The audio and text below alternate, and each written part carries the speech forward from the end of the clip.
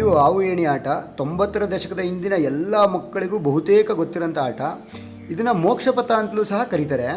ಇದು ಭಾರತದ ಪ್ರಾಚೀನ ಆಟಗಳಲ್ಲಿ ಒಂದು. 2ನೇ ಶತಮಾನದಲ್ಲಿಂದಲೂ ಈ ಆಟ ಇದೆ ಅಂತಾರೆ.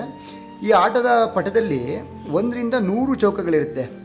ಆ ಚೌಕಗಳಲ್ಲಿ ಅಲ್ಲಲ್ಲಿ ಹಾವು ಮತ್ತು ಅಲ್ಲಲ್ಲಿ ಏಣಿಗಳು ಸಹ ಇರುತ್ತೆ. 1ರಿಂದ 6ರ ಸಂಖ್ಯೆಯವರೆಗೆ ಸೂಚಿಸೋಂಥ ಒಂದು ದಾಳ ಇರುತ್ತೆ. ಆ ದಾಳವನ್ನು ನಾವು ಚೆನ್ನಾಗಿ ಕುಲುಕಿ ಉರುಳಿಸ್ಬೇಕು. ಅಲ್ಲಿ ಬಿದ್ದಂಥ ಸಂಖ್ಯೆ ಎಷ್ಟಿರುತ್ತೋ ಅಷ್ಟು ಮನೆಗಳಲ್ಲಿ ನಮ್ಮ ಕಾಯಿಗಳನ್ನ ನಡೆಸ್ತಾ ಸಾಗಬೇಕು.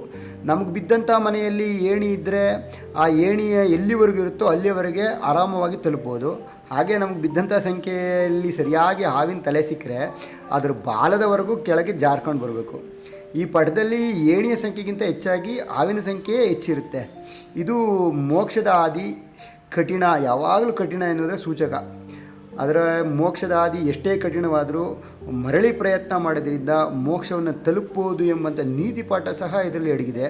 ಇದನ್ನು ಹಿಂದೆ ನಮ್ಮ ಎಲ್ಲ ಹಿರಿಯರು ಜೊತೆಗೂಡಿ ಕುಳಿತು ಇದನ್ನು ಆಡ್ತಾಯಿದ್ರು. ಮಕ್ಕಳುಗಳಿಗೆ ಇದನ್ನು ತೋರಿಸ್ತಾಯಿದ್ರು.